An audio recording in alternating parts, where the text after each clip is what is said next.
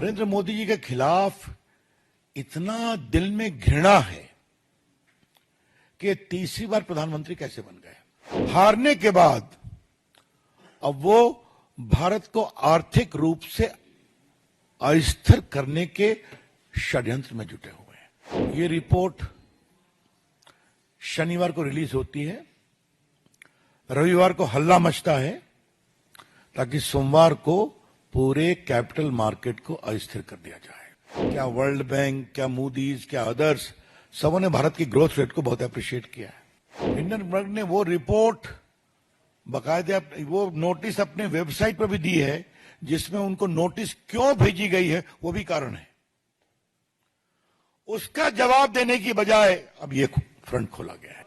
सत्ता से बेदखल होने के बाद कांग्रेस पार्टी, उनके सहयोगी गठबंधन के लोग और उनको प्रमोट करने वाले टूल किट के लोग थोड़ा संयम और शांति रखेंगे, लेकिन नरेंद्र मोदी जी के खिलाफ इतना दिल में घृणा है कि तीसरी बार प्रधानमंत्री कैसे बन गए। और बन तो गए तो इनको बेदखल करने की पूरी कोशिश करो। और पीड़ा की बात यह है, हारने के बाद अब वो भारत को आर्थिक रूप से अस्थिर करने के षड्यंत्र में जुटे हुए हैं। On behalf of the National Forum of the BJP, we would like to say with full sense of responsibility that after being rebuffed by the people of India, the Congress party, its allies, and its closest allies, the Toolkit Gang, have conspired together to usher in economic anarchy and instability in India. देश में आर्थिक अराजकता और आर्थिक अस्थिरता। स्वाभाविक है, Hindenburg is again at the same game. ये रिपोर्ट शनिवार को रिलीज होती है, रविवार को हल्ला मचता है ताकि सोमवार को पूरे कैपिटल मार्केट को अस्थिर कर दिया जाए। थोड़ा इसके बैकग्राउंड को समझना जरूरी है। भारत की अर्थव्यवस्था बहुत तेज गति से बढ़ रही है, इस पर चर्चा हम लोग कर चुके हैं। क्या वर्ल्ड बैंक, क्या मूडीज, क्या अदर्स, सबों ने भारत की ग्रोथ रेट को बहुत अप्रिशिएट किया है। भारत में one of the highest global FII, FDI आए हैं। भारत में इंस्टीट्यूशनल इन्वेस्टर भी हैं, छोटे इन्वेस्टर भी हैं, जो अपने इन्वेस्टमेंट के रिटर्न से बहुत खुश हैं।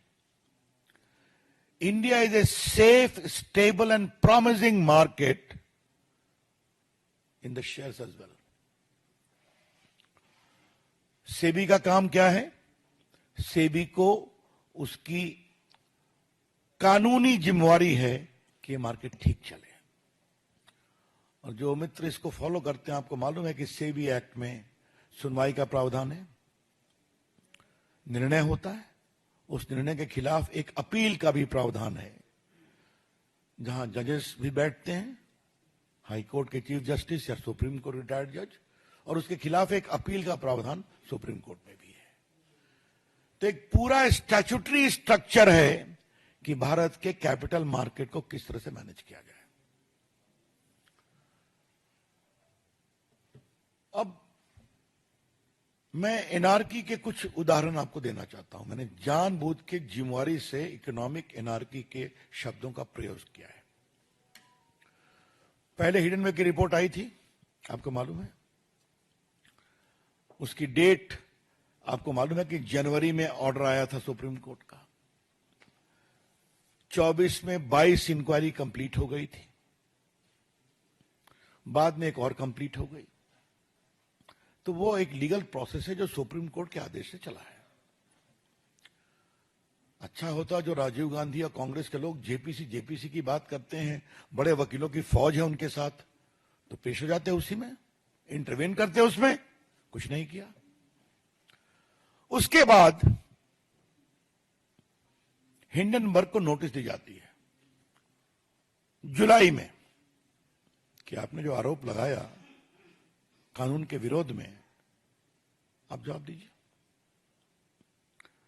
हिंडनबर्ग ने वो रिपोर्ट बाकायदे वो नोटिस अपने वेबसाइट पर भी दी है, जिसमें उनको नोटिस क्यों भेजी गई है वो भी कारण है।